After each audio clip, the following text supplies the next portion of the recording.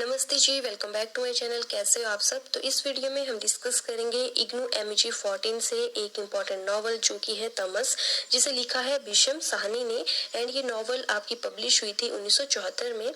As we all know, जब India का partition हुआ यानी कि 1947 में जब इंडिया का विभाजन हुआ तो इंडिया एंड पाकिस्तान दो देश बने थे। तब काउंटलेस हार्ट ब्रेकिंग डिजास्टर्स हुए थे, बहुत सारे दंगे फसाद खून खराबा हुआ था। तो इन्हीं 1947 के जो दंगे फसाद हैं, इनको राइटर भीषम साहनी ने अपनी आंखों से होते हुए देखा था। एंड इसी पार्टीशन पर ये जो आपकी नॉवल है यानी कि जो तमस है ये बेस्ड है। तो यही 1947 के राइट्स जो हैं वो इस नॉवल का मेन सब्जेक्ट है। तमस होता क्या है पहले तो ये जान लेते हैं। तमस का मतलब होता है डार्कनेस यानी कि अंधेरा। तो ये अंधेरा आपका रात वाला अंधेरा नहीं है, बल्कि ये लोगों के हार्ट की डार्कनेस है, उनके मन का अंधकार है, जिससे लोगों ने ह्यूमैनिटी को खो दिया था। जो राइट्स हैं वो बार बार हो रहे थे, खून खराबा हो रहा था, हिंदू मुसलमान सिख जो है आपस में लड़ रहे थे। तो इस नॉवल पर 1988 में गोविंद ने सेम टाइटल के साथ टीवी फिल्म भी डायरेक्ट की थी। एंड इस मूवी की जो स्टोरी है वो सब इस नॉवल पर बेस्ड है। And for Tamas Bhishma Sahni von साहित्य अकेडमी अवार्ड इन 1975 यानी कि 1975 में तमस ये जो इन्होंने नॉवल लिखी है इसके लिए भीषम साहनी को साहित्य अकेडमी अवार्ड भी मिला है। And the novel highlights the part played by poor and the deprived during the communal writing in the city and their suffering during communal violence। मतलब कि ये जो नॉवल है ये हाईलाइट करती है पुअर एंड डिप्राइव्ड लोगों की कंडीशन को, उनकी सफरिंग को, जो कि उन्हें फेस करना पड़ा था जब कम्युनल जो दंगे थे, कम्युनल वायलेंस जो थी वो पूरी सिटी में फैली हुई थी। तो पुअर लोगों ने किस तरह से स्ट्रगल किया, सफर किया, वो जो है इस नॉवल में दिखाया गया है। आते हैं तो इस नॉवल की समरी डिस्कस करने से पहले हम इसके मेन कैरेक्टर्स को जान लेते हैं। तो सबसे पहले है नत्थू, जो कि इस नॉवल का मेन प्रोटैगनिस्ट है। सेकंड है जर्नैल, ये सिख एक्टिविस्ट होता है कांग्रेस से। एंड थर्ड है मुराद अली, ये एक सस्पेक्टेड विलन है, मतलब कि प्रूफ तो नहीं हुआ है ये विलन है, लेकिन कहीं ना कहीं इस पे शक है कि ये इस नॉवल का एक विलन है, जो कि आपको बाद में स्टोरी से क्लियर हो जाएगा। उसके बाद फोर्थ है रिचर्ड, ये ब्रिटिश डिप्यूटी कमिश्नर होता है। फिफ्थ है लीजा, ये रिचर्ड की वाइफ होती है। सिक्स्थ है कमो, ये नत्थू की वाइफ होती है। सेवंथ है हरनाम सिंह। एट्थ है बंतो, ये हरनाम सिंह की वाइफ होती है। एंड नाइन्थ है जसबीर, जो कि हरनाम एंड बंतो की डॉटर होती है। तो अब हम बारी बारी से इन सभी कैरेक्टर्स को थोड़ा सा डिटेल में जान लेते हैं, ताकि जब मैं आपको समरी बताऊं तो कैरेक्टर्स को लेकर आप थोड़ा सा भी कंफ्यूज ना हो। तो स्टार्ट करते हैं नत्थू से। नत्थू जो है वो लोअर कास्ट से बिलोंग करता था एंड ये इस नॉवल का मेन हीरो होता है। एंड ये अनजाने में मुराद अली के कहने पर 5 रुपए में पिक को मारता है, जो कि हिंदू मुस्लिम के बीच दंगों का कारण बनता है। तो ये सब कैसे होता है ये आपको आगे स्टोरी से क्लियर हो जाएगा। तो अब हमारा जो सेकंड कैरेक्टर है वो है जर्नैल। ये कांग्रेस पार्टी से मिडिल एज्ड सिख एक्टिविस्ट था एंड ये फेयरलेस एंड पैशनेटेड पर्सन था जो फ्रीडम स्ट्रगलर होता है। एंड जब नत्थू द्वारा मारा गया पिक का कारकस जो है वो मस्जिद के सामने पड़ा मिला था, तो जर्नैल ने ही बख्शी जी के साथ मिलकर उसे वहां से, मतलब कि मस्जिद के आगे से हटाया था। एंड जब हिंदू मुस्लिम के दंगे चले होते हैं तो उस दौरान सभी लोग अपने घरों पर सेफली छिपे होते हैं, बट जर्नैल तब भी लोगों में Gandhian principles and Gandhian thoughts को स्पीचेस के थ्रू जो है स्प्रेड करने की कोशिश में लगा हुआ था। देन हमारा अगला कैरेक्टर है मुराद अली। मुराद अली इस नॉवल का सस्पेक्टेड विलन है एंड इसी ने पिक का कारकस जो है वो मस्जिद के सामने फेंका होता है। कारकस का मतलब है पिक का शव, जो कि हिंदू मुस्लिमों के दंगों का कारण बनता है। हालांकि इस बात का बिल्कुल भी क्लियरली, मतलब कि नॉवल में जिक्र नहीं किया गया है कि ये काम जो है मुराद अली ने किया है, बट नॉवल में कुछ हिंट्स हैं जिनसे ये क्लियर होता है कि दंगों के पीछे का कारण कहीं ना कहीं मुराद अली ही था। तो इसीलिए इसको जो है सस्पेक्टेड विलन माना जाता है नॉवल का। तो अब हमारा जो अगला कैरेक्टर है वो है रिचर्ड। इस नॉवल में रिचर्ड के थ्रू ब्रिटिश कॉलोनाइजर्स के मोटिव्स को बहुत ही अच्छे से एक्सपोज किया गया है कि कैसे रिचर्ड जो है वो रिलीजियस डिफरेंसेस क्रिएट करता है ताकि हिंदू मुस्लिम और सिखों में तनाव बना रहे। एंड सिटी में जितने भी राइट्स हो रहे थे उनका मास्टरमाइंड कहीं ना कहीं रिचर्ड ही था। एंड ये बात रिचर्ड की वाइफ लीसा से क्लियर होती है जब लीसा जो है वो रिचर्ड को कहती है कि in the name of freedom they fight against you, but in the name of religion you make them fight against one another. तो यहाँ पर ये जो कोटेशन है ये लीसा ने एक्चुअली कहा था। तो यहाँ से हमें क्लियर हो जाता है कि रिचर्ड जो है वो कहीं ना कहीं divide and rule policy follow कर रहा था। हालांकि Richard ancient Indian culture history में जो है काफ़ी ज़्यादा इंटरेस्ट लेता था। ओके, तो हमारा जो अगला कैरेक्टर है वो है लिसा, जो कि रिचर्ड की वाइफ होती है। लिसा एक सेंसिटिव पर्सनालिटी होती है जो रिचर्ड का प्यार चाहती थी, बट रिचर्ड एंड लिसा का रिलेशनशिप काफ़ी कॉम्प्लिकेटेड था। लिसा पूरा टाइम बुद्धा के हेड्स से और रिचर्ड की बुक्स से सराउंडेड रहती थी एंड ये इग्नोर्ड एंड लोनली फील करती थी एंड ये रिचर्ड के इंडियन लोगों के रिगार्डिंग जो नेगेटिव मंसूबे थे उनको भली भांति जानती थी। ओके, तो ये थी मेन कैरेक्टर्स की डिटेल। तो अब हम जान लेते हैं इस नॉवल की समरी। ओके देन, तमस जो है वो एक एपिक वर्क है जिसे भीष्म साहनी जी ने 1947 और 1948 इंडियन पार्टीशन के राइट्स पर बेस्ड लिखा है। एंड तमस जो है वो अनकन्वेंशनल है जिसमें कोई भी सेंट्रल कैरेक्टर नहीं है। ओके देन, ये जो नॉवल है ये स्टार्ट होती है नत्थु से, जो कि एक स्किनर होता है, यानी कि जानवरों की स्किन ये निकालता था। एंड नत्थु जो है वो 5 रुपए के बदले में एक पिग को मारने की कोशिश कर रहा होता है। एक्चुअली ठेकेदार मुराद अली ने नत्थु को पिग मारने के लिए 5 रुपए दिए होते हैं एंड नत्थु से कहा होता है कि वेटनरी डॉक्टर को किसी मेडिकल पर्पस के लिए पिग की डेड बॉडी चाहिए। हालांकि नत्थु ने पहले इस काम के लिए मुराद अली को मना कर दी थी, बट मुराद अली के इंसिस्ट करने पर एंड अपनी गरीबी के चलते नत्थु 5 रुपए के बदले में इस काम को करने के लिए मान जाता है। मुराद अली जो है वो नत्थु को बताता है कि सवेरे जमींदार जो है वो कारकस लेने के लिए, यानी कि पिग की डेड बॉडी लेने के लिए उसकी शॉप पर आ जाए। एंड नत्थु जो है वो मुराद अली की बात तब भी मानता है बिकॉज मुराद अली जो है वो नत्थु को डेड एनिमल्स जो है प्रोवाइड करवाने में हेल्प करवाता था ताकि नत्थु जो है उनकी स्किन निकाल सके एंड कहीं ना कहीं नत्थु जो है उससे रोजी रोटी अपनी कमाता था। तो ये कहीं ना कहीं मुराद अली के एहसानों तले दबा था, इसीलिए ये मुराद अली की बात यहाँ पर मान जाता है। ओके, तो नत्थु जो है वो as per his contract pig को जैसे तैसे मार देता है एंड नथु मुराद अली के प्लान के अकॉर्डिंग कारकस को बग्घी पर भी लोड कर देता है। ओके देन, नेक्स्ट मॉर्निंग मस्जिद के सामने मरा हुआ पिग मिलता है एंड जो लोकल मुस्लिम है वो इसे देखकर भड़क जाते हैं।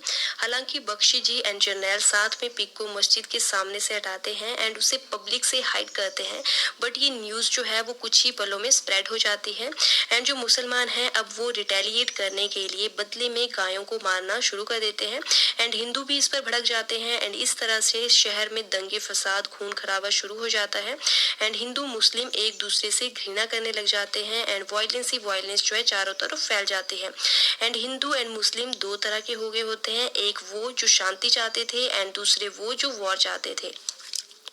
बख्शी जी एंड हयात बख्श जो कि मुस्लिम लीग के मेंबर होते हैं वो डिप्यूटी कमिश्नर रिचर्ड के पास जाते हैं एंड उन्हें पीस मेंटेन करने के लिए सुटेबल एक्शन लेने के लिए इंसिस्ट करते हैं एंड बख्शी जी रिचर्ड को कर्फ्यू लगाने के लिए कहते हैं, बट जो रिचर्ड है वो कर्फ्यू लगाने से इनकार कर देता है एंड रिचर्ड सजेस्ट करता है कि वो हिंदू एंड मुस्लिम हेड्स को बुलवा कर पीस के लिए ज्वाइंट अपील करेगा। दूसरी ओर नत्थु ने भी मस्जिद के सामने वो जो पिग कारकस था वो देखा था एंड उसे देखकर नत्थु शॉक्ड रह गया था बिकॉज नत्थु को लग रहा था कि ये वही पिग था जो लास्ट नाइट नत्थु ने मारा था। नत्थु अब गिल्ट में था बिकॉज दंगे जो है वो पिग की डेथ के कारण ही शुरू हुए थे। तो नत्थु को लगा था कि ये जो पिग है ये श्योरली वही पिग है जो उसने मारा था एंड जो कुछ हो रहा है वो उसी की वजह से हो रहा है। एंड इवनिंग में जब नत्थु दुकान से घर वापस जा रहा होता है तो वो स्ट्रीट्स में मुराद अली को देखता है एंड मुराद अली से मिलने की वो कोशिश करता है, बट जो मुराद अली है वो नत्थु को देखकर उसे इग्नोर करके वहां से खिसक जाता है एंड अब मुराद अली की इग्नोरेंस के बाद नत्थु जो है वो श्योर था कि डेड पिग वही पिग है जो नत्थु ने लास्ट नाइट मारा था एंड नत्थु जो है वो टेंशन में घर पहुंचता है एंड अपनी प्रेग्नेंट वाइफ कम्मो के सामने सब कन्फेस कर देता है एंड नत्थु काफी ज्यादा रोता भी है कि कॉम्युनल वायलेंस कहीं ना कहीं उसकी वजह से ही फैली हुई है। दूसरी ओर रिचर्ड की वाइफ लीसा को दंगों का नॉइज सुनाई पड़ता है, तो रिचर्ड जो है वो लीसा को बताता है कि हिंदू मुस्लिम आपस में लड़ रहे हैं एंड रिचर्ड लीसा से ये भी कहता है कि हिंदू मुसलमानों का आपस में लड़ना जो है कहीं ना कहीं ब्रिटिश गवर्नमेंट के लिए फायदेमंद ही रहेगा। तो सिटी में जो वायलेंस है वो हद से ज्यादा बढ़ गई होती है, लोग एक दूसरे को मार रहे होते हैं, घर जल रहे होते हैं। तो नत्थु जो है वो बढ़ते हुए दंगों को देखकर काफी ज्यादा डर गया होता है। तो अपनी फैमिली की सेफ्टी के लिए नत्थु जो है वो घर छोड़ने का डिसाइड करता है। नत्थु अपनी प्रेग्नेंट वाइफ के साथ अपनी क्रिपल्ड मदर को उठाकर रातों रात शहर छोड़कर पैदल चला जाता है एंड ड्यूरिंग ट्रैवलिंग नत्थु की जो क्रिपल्ड मदर है वो मर जाती है। नत्थु को अपनी मदर को जंगल में ही बिना अंतिम संस्कार के ही जलाना पड़ता है, जिससे नत्थु अगेन बहुत ज्यादा टूट गया होता है। एंड पास के गांव में हरनाम सिंह एंड उसकी वाइफ बंतो ही इकलौती सिख फैमिली थी, बिकॉज इस गांव में मुस्लिम मेजॉरिटी में थे। तो हरनाम सिंह का मुस्लिम फ्रेंड जिसका नाम होता है करीम खान, वो उसे हिंदू मुसलमानों के बीच के जो दंगे हैं उसके बारे में बताता है एंड उन्हें इमीडिएटली घर छोड़ने के लिए कहता है ताकि मुस्लिम उन्हें हानि न पहुंचा सके। तो हरनाम सिंह जो है वो सेफ्टी के लिए एक गन डालता है एंड बिंतो जो है वो अपनी ज्वेलरी डालकर घर छोड़कर वहां से चले जाते हैं।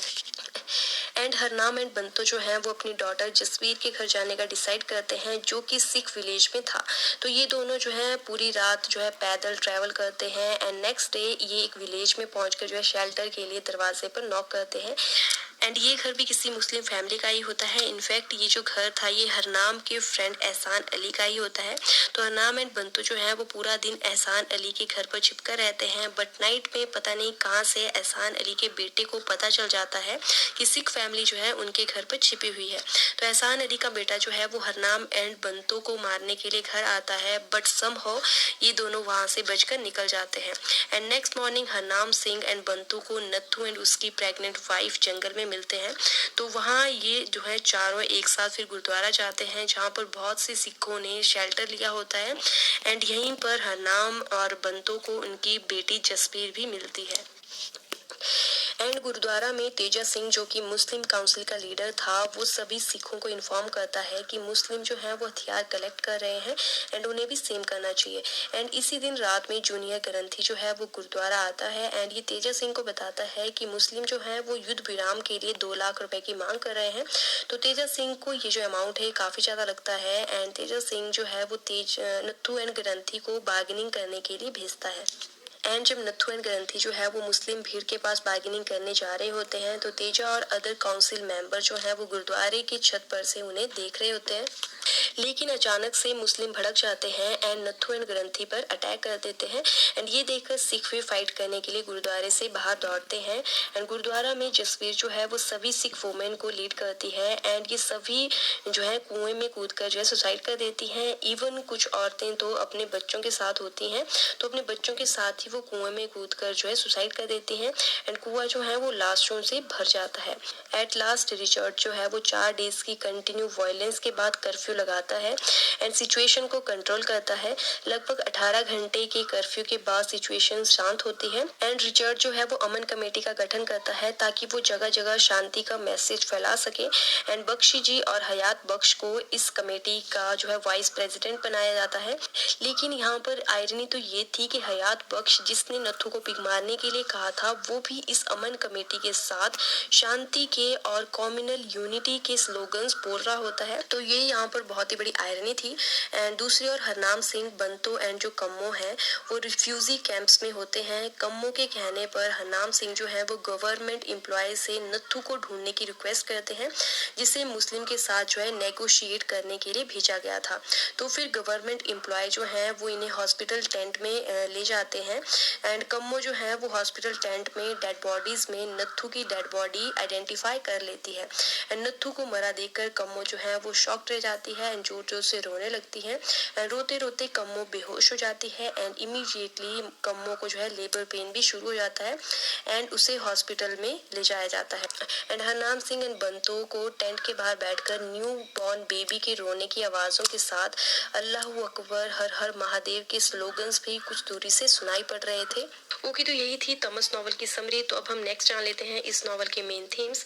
तो पहला थीम है तमस, सेकंड है रेसिज्म एंड थर्ड है कम्युनल हेट्रेड। तो बारी बारी से हम तीनों को डिस्कस करेंगे। तो सबसे पहले जान लेते हैं तमस। ओके, तो इस नॉवल का जो टाइटल है वही इस नॉवल का मेन थीम भी है। इस नॉवल के टाइटल का मीनिंग है अंधकार। तमस जो है वो कम्प्लीटली नेगेटिव वर्ड है एंड वो पर्सन जिसका तमस यानी कि अंधेरा, उसका अंधकार जो है जितना ज्यादा स्ट्रॉन्ग विल्ड होता है, वो पर्सन उतना ही ज्यादा हेट्रेड, निराशा, लेजीनेस से भरा होता है, जो एक वर्स्ट लाइफ जीता है। एंड नॉवल की स्टोरी से हमें पता चल ही गया है कि इस हेट्रेड एंड डिस्पेयर रूपी अंधकार यानी इस तमस के कारण कितनी ट्रेजेडीज होती हैं। ओके देन, हमारा अगला थीम है रेसिज्म। इंडिया में जो रेसिज्म की भावना है वो कहीं ना कहीं अंग्रेजों के कारण ही आई है। इंडिया में 1947 के दौरान पीसफुल टाइम कम ही देखने को मिला है। अंग्रेजों ने ही लोगों के मन में ये फूट डाली कि गोरे जो है सुपीरियर होते हैं, काले इंफीरियर होते हैं। एंड अंग्रेजों ने ही डिवाइड एंड रूल की रणनीति अपनाकर हिंदू, मुस्लिम, सिखों के बीच में तनाव भी पैदा किया, ताकि इंडियन जो है वो आपस में ही लड़ते रहे एंड वो आराम से रूलिंग करते रहे। एंड एक तरह से ब्रिटिश कॉलोनाइजर्स ने ही कहीं ना कहीं रेसिज्म को इंडिया में स्प्रेड किया था। ओके, तो हमारा अगला थीम है कम्युनल हेट्रेड। ये तो हमने देख ही लिया कि एक नत्थू की एक गलती की वजह से उसने जो मतलब पिग को मारा था, उसको जो है किसी ने मिसयूज करके जो है मस्जिद के सामने फेंका, क्योंकि उसे पता था कि कहीं ना कहीं जो मुसलमान है वो उस कारकस को देखकर भड़केंगे। एंड वही हुआ, मतलब कम्युनल हेट्रेड जो है बढ़ गया, हिंदू मुस्लिम जो है आपस में लड़ने लग गए सिर्फ एक छोटी सी डेड बॉडी की वजह से।